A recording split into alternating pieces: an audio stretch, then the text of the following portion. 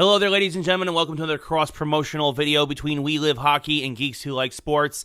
Today we are wrapping up our analysis of NHL 20 with our full review. Now, what we typically do for Geeks Who Like Sports, we call this our 4-minute offense. So we're going to try and keep this within the 4 to 5 minute range as well. Now, there's actually not a lot different between NHL 20 and NHL 19. There have been some gameplay tweaks, some minor things that have been improved. Obviously, stick handling, more realistic physics and motions is always a big deal when it comes to a game like this. But if you're a person who plays this year to year, a lot of this stuff, you're not gonna pick up on it necessarily as clearly.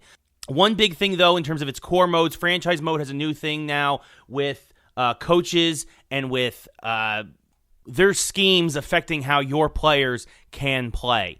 So that is a big deal, and how that synergy can sometimes come into effect, that certain lines might get a boost or a negative, depending on how well they interact with their coach. You can also fire coaches, both at the NHL and AHL level. There's 8 coaches total between the two levels. But that is the big addition that comes to franchise. It's a very much a micromanaging thing. So if you are a person who looks at franchise as a whole, not a lot different there. Same thing with Be a Pro. Not a lot, mostly just surface changes, not too much really in-depth changing with this mode, which for a lot of folks, those are the two core gameplay modes, so that might be a bit disappointing. HUT, or Hockey Ultimate Team, sees the addition of a new mode called Squads. Squads allows you to play against other players' teams, and it's another offline mode that is great for earning cards, earning packs. There's a lot more challenges this year. There's certain players now you can unlock for limited periods of time, so there's more players, but you'll have them for less time overall before you have to give them away. As you see when we played it on our previous videos, we got Wayne Gretzky, but we only have him for 2 weeks. We got Al McGinnis, but same thing. You only have them for a limited amount of time, so you have to make the most of them while you're playing, while still making sure you can put a team on the ice that can play, because obviously there's still guys who have contracts and whatnot, so they might run out. So it's an interesting balancing act, but it's a good way to keep players engaged. And honestly, it feels like it's a better way to actually have players not spend as much real-world money. Of course, HUT is one of those things, and Ultimate Team in general across EA Sports is a way to try and get your more real-world dollars through microtransactions. And this actually feels like now you can actually grind a bit easier.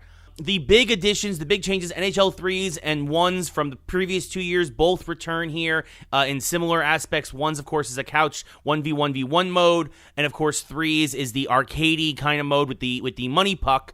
What they've added this year in terms of World of Chell, along with Pro-Am, which is kind of like a campaign mode where you can go against different challenges out there in different scenarios, is what they're calling an eliminator. There's 3s eliminators, there's 1s eliminators, and it basically adds the battle royale aspect to NHL, and honestly, it's a lot of fun. You can get through matches very quick. You can get through an NHL 3s eliminator, even if you go the distance, in about 20 minutes. 1s takes a little bit longer, but not much. And I will say this, that if you are the kind of person who has fallen in love with Battle Royales, I can't blame you. This is a ton of fun, and it's actually really the big thing this year that'll keep you coming back for more. But that said, the core here is still very, very strong with NHL. The gameplay is solid. I will say the presentation has taken a knock. I miss Doc Emmerich. I miss the NBC graphics. I don't like what they've added here this year. I think it's a step backwards.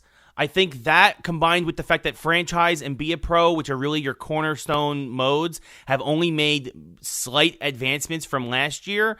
I think overall, as much as I hate to say it, I think NHL 20, I understand that it's hard to innovate year after year after year, especially with an annual franchise, but that said, NHL 20 to me is only a 7.5 out of 10. 7.5 out of 10, it's good, but it's not as good as it could be or it has been in years past. You don't see a really big jump from NHL 19 to NHL 20. The AI is still sometimes very frustrating in Franchise and in Be a Pro. Again, the presentation takes a step back, and as fun as the Eliminator modes are, they don't feel like they're a big enough addition that if you're somebody who's on the fence about picking up NHL and isn't somebody who buys it year after year no matter what, you might want to stay on the fence and you might want to lean against it this year. But still, 7.5 out of 10, not a bad score. Not as good as it could be. Thanks, everybody, for watching and listening over the past couple of weeks. We really appreciate it. Be sure to stay tuned to We Live Hockey and Geeks Who Like Sports for more stuff like this. And until next time, I'm Ray Carsillo.